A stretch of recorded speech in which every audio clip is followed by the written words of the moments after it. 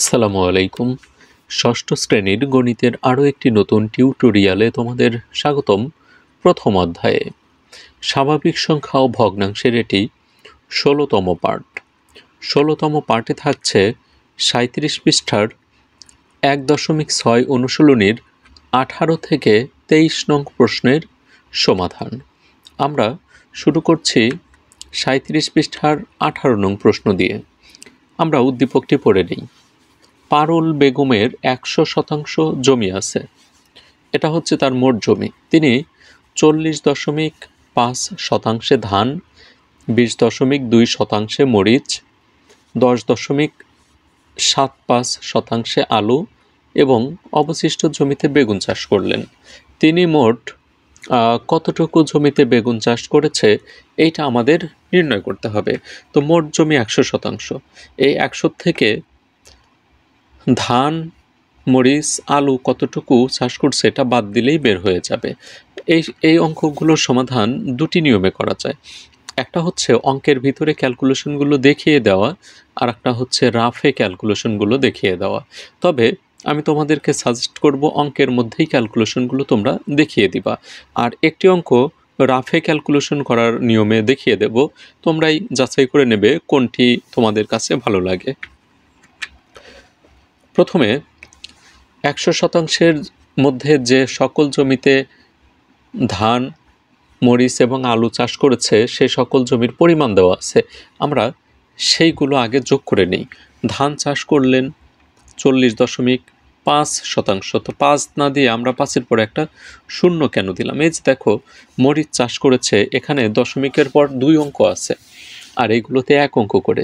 তো যোগের ক্ষেত্রে আমরা জানি দশমিক বিন্দুর নিচে দশমিক বিন্দু লিখব এবং দশমিকের পরের যে অঙ্কগুলো এগুলো সমান সমান করে নেব আমরা। এজন্য এখানে আমরা একটা অতিরিক্ত হিসেবে শূন্য দিলাম। আর দশমিক বিন্দুর পর সার্থক অঙ্কের পরে শূন্য দিলে মানের কোনো পরিবর্তন হয় না।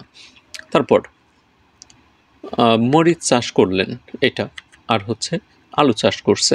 আমরা এখন যোগ দিই, যোগ দিয়ে এটা লিখব মোট চাষ করলেন। এর মোট চাষ বলতে এই ৩টি ফসল যে চাষ করছে সেটার পরিমাণ আমরা বের করি। ৫ আছে নিচে, আর এই দুইটা শূন্য, যোগ দিলে ৫ হয়। ৫ আর ২ এর ৭, ৭ আর ৭ 14, 14-র ৪ বসবে, হাতে থাকে ১, ১ দশমিকের ওপার চলে যাবে, এদিকে দশমিকটা বসলো। এখানে ৩টা শূন্য যোগ দিলে শূন্য হয়, আর হাতের ১ যোগ দিয়ে আমরা পাচ্ছি ১।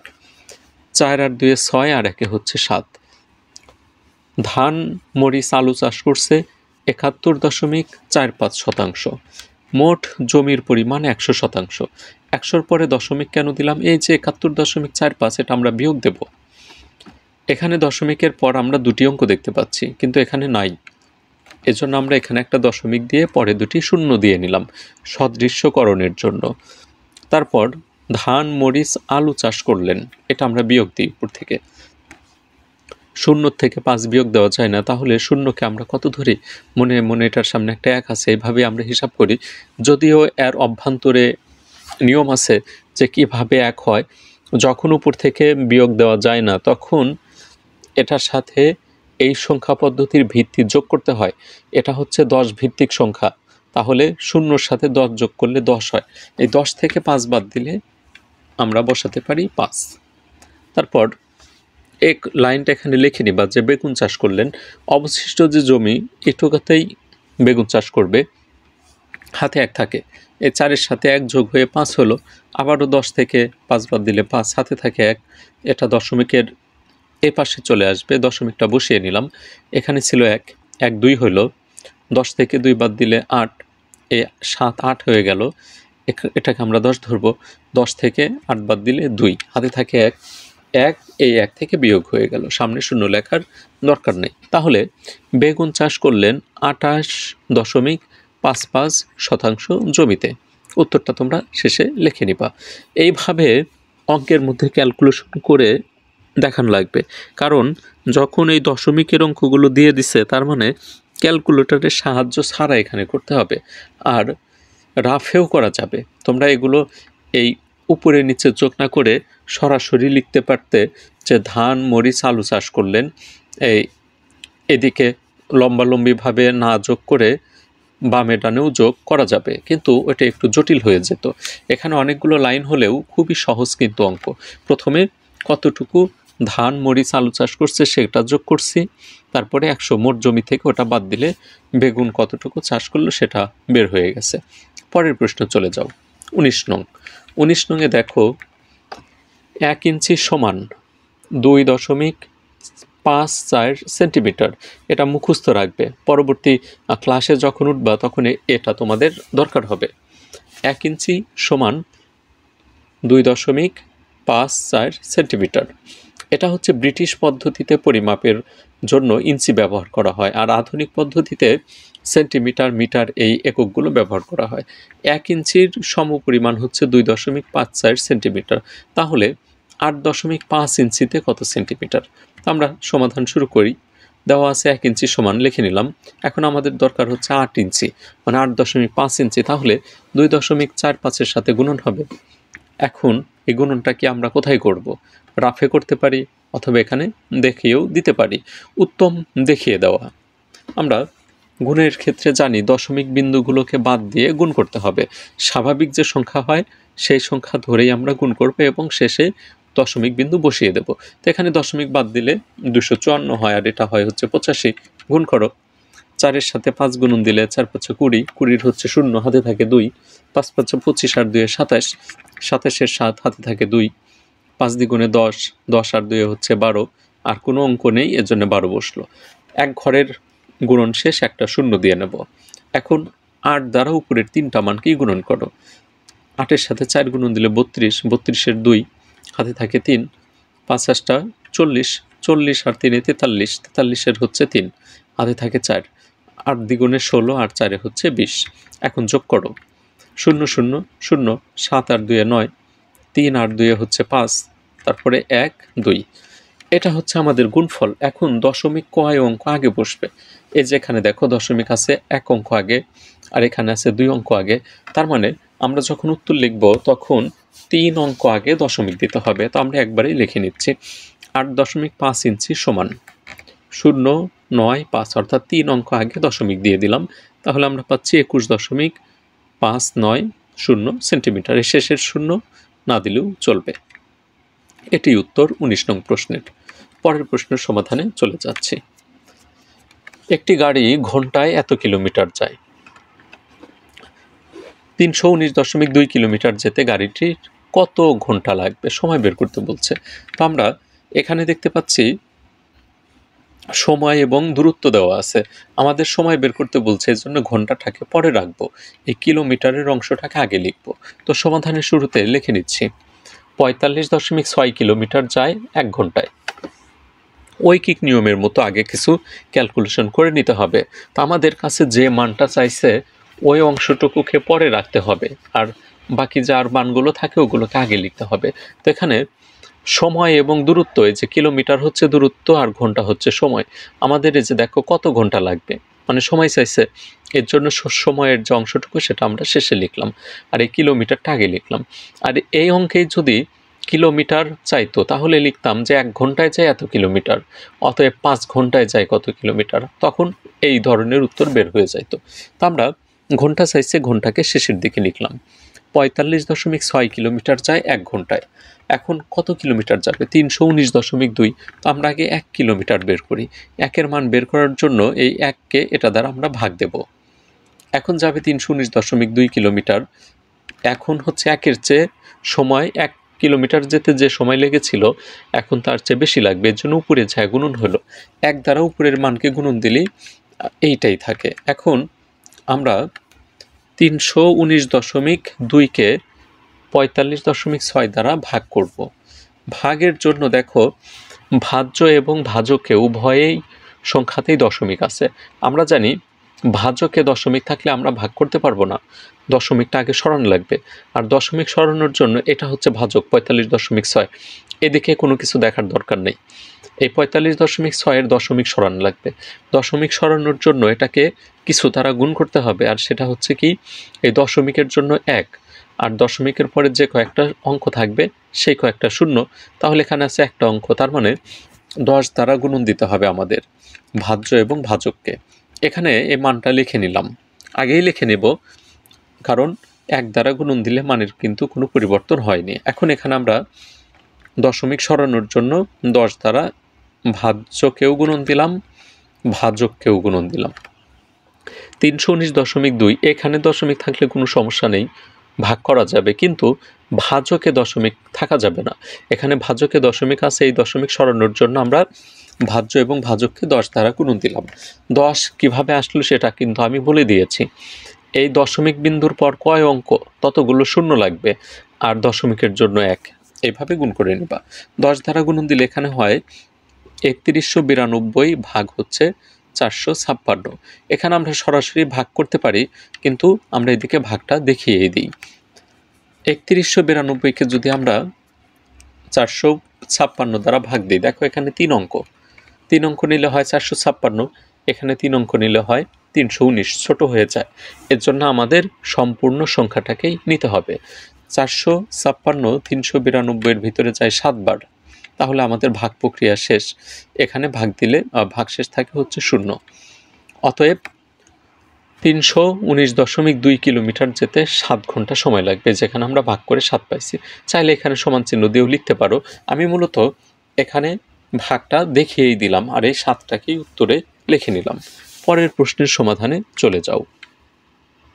20-এর পর আমরা এখানে 21 নং প্রশ্নের সমাধান করব। পঞ্চম শ্রেণীতে এই অঙ্কটাই ছিল, কিন্তু সেখানে সাধারণ ভগ্নাংশ ছিল, এরকম দশমিক ভগ্নাংশ ছিল না। পঞ্চম শ্রেণীতে তোমরা কে কোন স্কুলে পড়েছিলে, তোমাদের স্কুলের নামটা এখনও মনে আছে কিনা? 5 বছর, কেউ 3 বছর, 2 বছর পড়েছ, সেই স্কুলের নামটা আমাদের সাথে শেয়ার করো। দেখো পরবর্তী প্রজন্মে তোমার ওই স্কুলে পড়া শিক্ষার্থী তোমার কমেন্টে আবার কেউ রিপ্লাই করে কিনা। তো যাই হোক, সমাধান শুরু করছি, তার আগে প্রশ্নটা পড়ে নেই। একটি বাঁশের 0.15 অংশ কাদায়, কাদায় মানে পানির ভিতরে মনে করো যে বাঁশ একটা পুঁতে রাখা হয়েছে, সেই বাঁশের কিছু অংশ পানির ভিতরে, তো বাঁশ এমনি এমনি দাঁড়িয়ে থাকবে না, পানির নিচে হচ্ছে নরম মাটি থাকে, নরম মাটিকেই মূলত কাদা বলা হয়। বাঁশ যখন ওটার ভিতরে পুঁতে রাখা হবে তখন বাঁশ কাদার ভিতরে চলে যায়। তাহলে কাদাতে কিছু অংশ থাকে, পানিতে কিছু অংশ, আর পানির উপরে কিছু অংশ থাকে।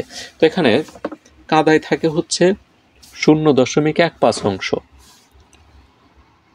পানিতে থাকে 0.65 অংশ, আর পানির উপরের যে অংশটুকু আছে সেটার দৈর্ঘ্য হচ্ছে 4 মিটার। তাহলে সম্পূর্ণ বাঁশের দৈর্ঘ্য নির্ণয় করতে হবে। তো আগে আমাদের যে কাজটা করতে হবে, পুরা বাঁশটার কত অংশ পানির উপরে ওইটা বের করতে হবে। তো সমাধানের শুরুতে আমরা লিখে নেই, মনে করি সম্পূর্ণ বাঁশটি 1 অংশ। পুরা যে বাঁশ আছে একটা লাঠি, সেটাকে একটা অংশ ধরে নিলাম। এই 1 অংশের 0.15 আর 0.65 হচ্ছে পানির নিচে আছে। আমরা এই দুটাকে যোগ দেব। কাদায় আছে এত অংশ, আর যে পানিতে যোগ করি 5 5 10-এর 0, হাতে থাকে 1, 6 আর 1 7, আর হাতের 1 8 হয়, এদিকে দশমিক 0 যা আছে তাই। তো আমরা যে কথাটা লিখব, কাদা ও পানিতে আছে এত অংশ। 1 অংশের 0.80 অংশ কাদা এবং পানিতে, তাহলে উপরে আছে হচ্ছে 0 মানে 1 থেকে বাদ দিতে হবে। সম্পূর্ণ বাঁশটি 1 অংশ, এটা আমরা সাইড বিয়োগও করতে পারি। কাদা ও পানিতে আছে 0.80 অংশ, 1-এর পরে দশমিক দিলাম। কেন দিলাম? এই যে এখানে দশমিকের পর 2 অঙ্ক আছে, এজন্য এখানে 1-এর পরে দশমিক দিয়ে 2 অঙ্ক করে নিলাম।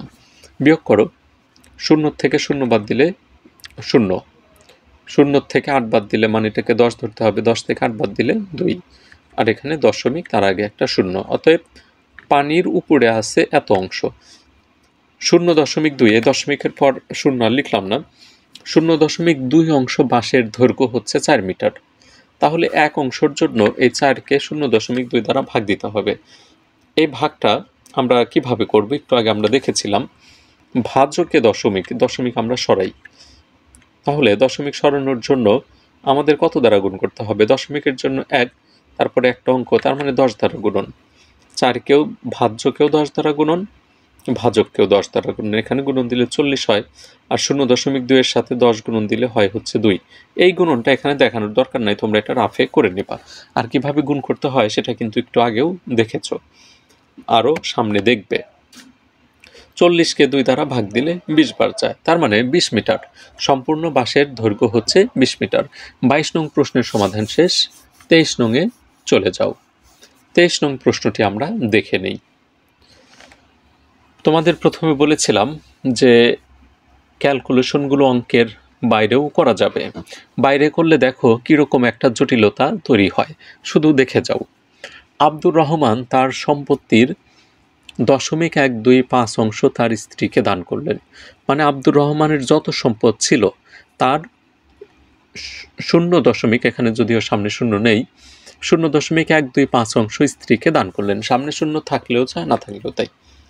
স্ত্রীকে দান করার পর যতটুকু সম্পত্তি থাকলো তার হচ্ছে 0.5 অংশ পুত্রকে দিছে, আর 0.25 অংশ কন্যাকে দিচ্ছে। মানে কি, আব্দুর রহমানের যে সম্পত্তি ছিল ওইটার থেকে তার স্ত্রীকে আগে দান করে দিছে।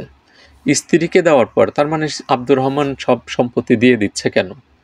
তিনি হয়তো মৃত্যুর পথযাত্রী, এর জন্য সম্পদ সব যার যতটুকু অংশ সবার মাঝে বন্টন করে দিচ্ছে। আচ্ছা যাই হোক, অঙ্কের মধ্যে নাম আছে, এ নাম পরিচিত অনেকেরই থাকতে পারে, তো মাইন্ড করার কিছু নেই, জাস্ট একটু তোমাদের সাথে মজা করে বললাম যে সম্পত্তিগুলো ভাগ করে মূলত ওই সময়টাতেই দিয়ে দেয় মানুষ। আচ্ছা, বাকি সম্পত্তির মানে স্ত্রীকে দেবার পর যতটুকু থাকলো ওইটুকু সম্পত্তির হচ্ছে 0.5 অংশ পুত্রকে দিছে। এটা কিন্তু আব্দুর রহমানের মোট সম্পত্তি থেকে দেয় নাই, স্ত্রীকে দেবার পরে যতটুকু থাকে ওইখান থেকে ওইটুকুর হচ্ছে 0.5 অংশ হচ্ছে পুত্রকে, আর এই অংশটা দিল কন্যাকে। তারপরে যতটুকু সম্পত্তি থাকলো তার মূল্য দেওয়া আছে 3,15,000। তার মানে আব্দুর রহমানের অনেক সম্পত্তি, স্ত্রী পুত্র কন্যাকে দেওয়ার পরেও দেখো 3,15,000 টাকার সম্পত্তি এখনো তার আছে। আব্দুর রহমানের সম্পত্তির মোট মূল্য কত?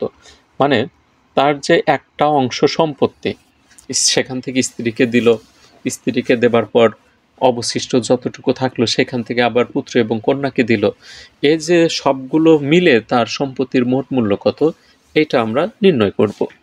তো আমরা সমাধান শুরু করছি। মনে করি আব্দুর রহমানের মোট সম্পত্তি 1 অংশ, তাহলে এই 1 অংশ থেকে স্ত্রীকে দেবার পর কতটুকু থাকলো সেটা আমরা বের করি। স্ত্রীকে দেওয়ার পর বাকি থাকে 1 থেকে স্ত্রীরটা বাদ দিয়ে দিলাম। এখন এই যে ক্যালকুলেশনটা দেখো, আমি বলছিলাম যে উপরে নিচে বিয়োগ করা যায়, আবার পাশাপাশিও বিয়োগ করা যায়। এই বিয়োগটা এখানে সরাসরি করা যাবে না, অবশ্যই তোমরা সাইডে ক্যালকুলেশন করে নিতে পারো। 1 থেকে 0.125 বাদ দিলে থাকে হচ্ছে 0.875 অংশ। এটার আর ক্যালকুলেশন দেখিয়ে দিলাম না। এখন এইটার হচ্ছে 0.5 অংশ দিল পুত্রকে, পুত্রকে দান করলেন। এই যে অবশিষ্ট সম্পত্তি এর 0.5 অংশ, এটার সাথে এটা গুণন দিতে হবে। গুণন দিলে আমরা পাই 0.4375। তোমরা সাইটে রাফটা করে দেবে। একটু আগে কিন্তু তোমরা গুণন দেখেছো যে, বা পূর্বের টিউটোরিয়ালেও দেখেছো কিভাবে ভগ্নাংশের দশমিক ভগ্নাংশের গুণ ভাগ করতে হয়। তারপর পুত্রকে দেবার পরে কন্যাকে দিল হচ্ছে 0.25 অংশ, এটার সাথে গুণন দিলে আমরা পাই 0.21875 অংশ। এখন মোট পুত্র এবং মেয়েকে কতটুকু দিল এটা আমরা বের করি। এই দুইটা যোগ দেব, পুত্রর অংশ আর হচ্ছে কন্যার অংশ, যোগ দিয়ে আমরা পাই 0.65625 অংশ। এখন তার সম্পত্তি অবশিষ্ট ছিল হচ্ছে এটা 875, 0.875 অংশ ছিল, সেখান থেকে এতটুকু দান করছে। তাহলে এখন কতটুকু থাকলো এটা আমরা বের করব। পুত্র ও কন্যাকে দেওয়ার পর অবশিষ্ট সম্পত্তি, স্ত্রীকে দেওয়ার পর ছিল হচ্ছে এটা, আর কন্যাদের দিয়ে দিল, ছেলে এবং কন্যাকে দিচ্ছে এতটুকু। তাহলে বিয়োগ দিলে আমরা পাই 0.2185 অংশ। এই অংশটুকুরই মূল্য দেওয়া আছে 3,15,000। এখন 1 অংশের মূল্যের জন্য আমরা 3,15,000কে এটা দ্বারা ভাগ দেব। সরাসরি ভাগ করেই দিলাম, তোমরা রাফে করে নেবা 14,40,000 টাকা। অতএব আব্দুর রহমানের সম্পত্তির মোট মূল্য 14,40,000 টাকা। এটাই উত্তর।